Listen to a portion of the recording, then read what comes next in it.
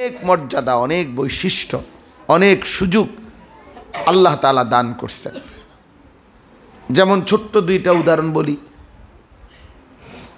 এই জমিনে আগে যত আদম আলাইহিস সালাম থেকে নিয়ে ঈসা নবী পর্যন্ত যত নবী আসছেন, প্রত্যেক নবীর আমলে নিয়ম ছিল, আল্লাহ তাআলার নিজাম ছিল যে ইমানদাররা ইবাদত করতে হইলে পূর্ববর্তী নির্দিষ্ট ঘরে ইবাদতের ঘর বানাইতে হইতো। অর্থাৎ মসজিদ ইবাদতের ঘর ছাড়া যত্রতত্র আল্লাহ তাআলার ইবাদত করার, নামাজ পড়ার অনুমতি ছিল না তাদের সময়। কিন্তু আমাদের নবী সাল্লাল্লাহু আলাইহি সাল্লামকে আল্লাহ তাআলা বললেন, বন্ধু, আপনি এবং আপনার উম্মতের জন্য নির্ধারিত ঘর নির্ধারণ করে মসজিদ, এটাও নামাজের জন্য, আবার পুরা জমিন আমি আল্লাহ তাআলা আপনার উম্মতের জন্য সেজদার জায়গা বানিয়ে দিলাম। এই পুরা জমিন সেজদার জায়গা। আপনি যখনই ওয়াক্ত হবে, তো মসজিদ যদি মিলাইতে না পারে তো আমার জমিনের মধ্যেই সেজদা দিবে, নামাজ কবুল হয়ে যাবে। তাহলে এটা আমাদের নবী সাল্লাল্লাহু আলাইহি সাল্লামকে আল্লাহ তাআলা দুনিয়াতে বিশেষ সুযোগ মর্যাদা দান করেছেন। আল্লাহ নবী সাল্লাল্লাহু আলাইহি সাল্লাম বলছেন, পূর্ববর্তী যত ইমানদার উম্মত ছিল তারা যুদ্ধলব্ধ গনিমত, মানে কাফেরদের সাথে মোকাবেলা করে যেই গনিমত পাইত, এই যুদ্ধলব্ধ গনিমত প্রাপ্ত মাল সেটা ব্যবহার করার, ভক্ষণ করার কোনো অনুমতি ছিল না আগে। কিন্তু আল্লাহ তাআলা আমাদের নবী সাল্লাল্লাহু আলাইহি সাল্লামকে বললেন, বন্ধু, আপনি এবং আপনার উম্মতের জন্য যুদ্ধলব্ধ গনিমতের মাল আমি আল্লাহ তাআলা শতভাগ হালাল করে দিলাম। আমাদের পূর্ববর্তী জামানায় কোরবানি করার পর কোরবানির প্রাণী ভক্ষণ করার অনুমতি ছিল না, নির্দিষ্ট জায়গায় রাখতে হতো। আল্লাহ তাআলার পক্ষ থেকে এসে আগুন খেয়ে ফেলতো, জ্বালায় ফেলতো। কিন্তু আল্লাহ তাআলা আমাদের নবী সাল্লাল্লাহু আলাইহি সাল্লামের ভালোবাসায় নবীজি এবং নবীর উম্মতের জন্য বলছেন যে তোমাদের কোরবানির করার প্রাণী ফাকুলু মিনহা, তোমরা নিজেরাই সেখান থেকে খাও। ও আতইমুল কানিআ ওয়াল মু'তার, অভাবী দুস্থ অসহায়কেও খাওয়াও। মানে আমাদের জন্য খাওয়ার পূর্ণ কি দিয়েছেন, অনুমতি দিয়েছেন। এইভাবে অনেক বলা যাবে। দুনিয়াতে আল্লাহ তাআলা নবী সাল্লাল্লাহু আলাইহি সাল্লামের জন্য অসংখ্য কিছু মর্যাদা, সম্মান আলাদাভাবে দিয়েছেন। এই যতগুলো সম্মান আল্লাহ তাআলা নবী সাল্লাল্লাহু আলাইহি সাল্লামকে দুনিয়াতে দিয়েছেন, এই সমস্ত মর্যাদা এবং সম্মান এর মধ্যে একটি অন্যতম সম্মান মেরাজ, যে আল্লাহ তাআলা প্রিয় নবী সাল্লাল্লাহু আলাইহি ওয়াসাল্লামকে জমিন থেকে 7 আসমানের ঊর্ধ্বে আল্লাহ তাআলার আরশে আজিম পর্যন্ত মেহমান করে নিয়েছেন, আল্লাহ তাআলার কাছে নিয়েছেন এবং আল্লাহ পাক রব্বুল আলামিনের সাক্ষাৎ নবী সাল্লাল্লাহু আলাইহি সাল্লাম লাভ করেছেন। আল্লাহ তাআলা কথা বলেছেন, একান্তে সাক্ষাৎ হয়েছে এবং আল্লাহ তাআলা 5 ওয়াক্ত নামাজের হাদিয়া দিয়ে আবার নবী সাল্লাল্লাহু আলাইহি সাল্লামকে দুনিয়ার জমিনে, মক্কার জমিনে ফেরত পাঠিয়েছেন। এই যে সম্মান, এই যে মর্যাদা, আরশে আজিমের মেহমান হলেন, মেরাজে গেলেন, এত বড় মর্যাদা কেন দিলেন? আল্লাহ তাআলা ওনাকে এত ঊর্ধ্বে কেন নিলেন? তো আমাদের একটা কিতাব আছে, সিরাতে মুস্তাফা। ভারতীয় উপমহাদেশের একজন বিখ্যাত আলেম, দারুল উলুম দেওবন্দ মাদ্রাসার অনেক বড় উস্তাদ ছিলেন হযরত মাওলানা ইদ্রিস কান্দলভি রাহমাতুল্লাহি আলাইহি। এই উনার লিখিত এক কিতাব সিরাতে মুস্তাফা, ওইখানে আছে এটা, আমি ওইখানে পড়ছি।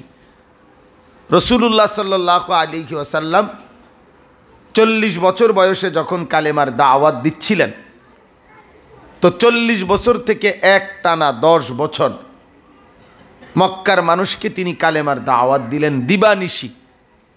কিন্তু গ্রহণ করছে যে কয়জন, বিরোধিতা, জুলুম, নির্যাতন, অত্যাচার, বাধা বিপত্তি এটাই দিছে বেশি। মক্কাবাসী গ্রহণ করছে কালেমা কম, কিন্তু বিরোধিতাই করছে বেশি। সর্বরকমের জুলুম, অত্যাচার, নির্যাতন আল্লাহর নবী সাল্লাল্লাহু আলাইহি ওয়াসাল্লামের উপর তারা করছে, সব রকমের বিরোধিতা করছে, শারীরিক, মানসিক, দৈহিক, সর্বদিকেই আল্লাহর নবী সাল্লাল্লাহু আলাইহি সাল্লামের উপর জুলুম অত্যাচার করছে। এইভাবে করতে করতে 10 বছর নবুয়তের যখন শেষ হয়েছে, আল্লাহর নবী সাল্লাল্লাহু আলাইহি ওয়াসাল্লামের বয়স তখন 50। এই তখন নবী সাল্লাল্লাহু আলাইহি ওয়াসাল্লামের চাচা আবু তালেব ইন্তেকাল করছেন। তার 5 দিন বা 7 দিনের মাথায় নবীজির স্ত্রী আম্মাজান খাদিজা রাদিয়াল্লাহু তাআলা আনহা তিনিও ইন্তেকাল করছেন। নবুয়তের 10ম বছর এই দুইজন ঘনিষ্ঠ আপনজন, একজন চাচা আবু তালেব, আরেকজন স্ত্রী খাদিজা, দুইজনের ইন্তেকাল হওয়াতে মক্কাবাসী আল্লাহর নবী সাল্লাল্লাহু আলাইহি সাল্লামের উপর জুলুম নির্যাতনের মাত্রাটা আরও বাড়ায় দিছে, আরও বেশি জুলুম অত্যাচার শুরু করছে। আল্লাহর নবী সাল্লাল্লাহু আলাইহি সাল্লাম এই পরবর্তী বছর 11তম বছর, নবীজির বয়স তখন 51, নবুয়তের 11তম বছর আল্লাহর নবী, আমি সংক্ষেপে বলতেছি, আল্লাহর নবী সাল্লাল্লাহু আলাইহি সাল্লাম পার্শ্ববর্তী তায়েফ নগরীতে ইসলাম প্রচারের জন্য, দ্বীন প্রচারের জন্য গেলেন। সাথে নবীজির পালক পুত্র হযরত যায়েদ ইবনে হারেসা রাদিয়াল্লাহু তাআলা আনহু তিনি ছিলেন। তো আল্লাহর নবী সাল্লাল্লাহু আলাইহি সাল্লাম প্রায় 1.5 মাস তায়েফের মধ্যে ইসলামের দাওয়াত দিয়েছেন, কিন্তু দুর্ভাগ্যক্রমে তায়েফের একজন লোকও কালেমা পড়ে নাই, কেহই গ্রহণ করে নাই, বরঞ্চ প্রত্যেককেই তুচ্ছ তাচ্ছিল্য করে প্রত্যাখ্যান করে শেষ পর্যন্ত তায়েফের সর্দাররা তাদের ছেলেপেলেদেরকে লাগায়া বলছে, নাউজুবিল্লাহ, এই লোকটা পাগল, যত পারো পাথর মেরে তারে এলাকা ছাড়া করে দাও। তায়েফের ছেলেরা আল্লাহর নবী সাল্লাল্লাহু আলাইহি ওয়াসাল্লামকে অকাতরে পাথর মারছে, অগণিত পাথর মেরে নবী সাল্লাল্লাহু আলাইহি সাল্লাম সারা দেহ মোবারক রক্তাক্ত হয়ে গেছে। এই পরিমাণ রক্ত ঝরছে আল্লাহর নবী সাল্লাল্লাহু আলাইহি সাল্লামের পবিত্র দেহ থেকে। নবীজির ওই পালক পুত্র যিনি সাথে ছিলেন হযরত যায়েদ, তিনি বলছেন যে নবী সাল্লাল্লাহু আলাইহি সাল্লামের জুতা মুবারক পায়ের তালুর সাথে জমাট বাইধা গেছে রক্তে, রক্তের কারণে জুতা খুলতে পারতেছিলাম না। হযরত যায়েদ বলেন, আল্লাহর নবী সাল্লাল্লাহু আলাইহি সাল্লামের দেহ মুবারকের রক্ত আমি আমার গায়ে মাখতে লাগলাম, মুছতে লাগলাম। এইভাবে অঝরে নবী সাল্লাল্লাহু আলাইহি সাল্লাম তার রক্ত ঝরেছে। তো রাত্রিবেলা তায়েফ থেকে ফিরে তায়েফের পার্শ্ববর্তী একটি অঞ্চল নাখলা, ওইখানে নবীজি একটা খেজুর এবং আঙ্গুরের বাগানে আশ্রয় নিছেন। রাত্রিতে অনেক লম্বা নবীজি কান্নাকাটি করছেন আল্লাহর কাছে ওই রাতে, এই রক্ত মাখা শরীর নিয়ে, এবং খুব দোয়া করছিলেন। তো এই দোয়ার মধ্যে নবী সাল্লাল্লাহু আলাইহি সাল্লাম অনেক কিছু বলছেন আল্লাহ পাকের কাছে। হাদিসে এই লম্বা দোয়াটা আছে। আমাদের ফাজাইলে আমালের মধ্যে হেকায়েতে সাহাবা যেই অংশ, এই হেকায়েতে সাহাবার প্রথম ঘটনাটাই এই ঘটনা এইখানে আছে। ফাজাইলে আমালের মধ্যেও দোয়াটা আছে। নবী সাল্লাল্লাহু আলাইহি সাল্লাম তায়েফ থেকে রক্ত মাখা শরীর নিয়ে কী দোয়া করছিলেন। তো সেই দোয়ার মধ্যে আল্লাহ নবী সাল্লাল্লাহু আলাইহি সাল্লাম মনের আবেগে অনেক কথা বলছেন যে, হায় মাওলা, এ আমারে কেমন উম্মতের কাছে পাঠাইলেন, যাদেরকে আমি আপনার দিকে ডাকলাম, অথচ তারা আমারে পাথর দিয়ে আঘাত করলো, এভাবে রক্তাক্ত করলো।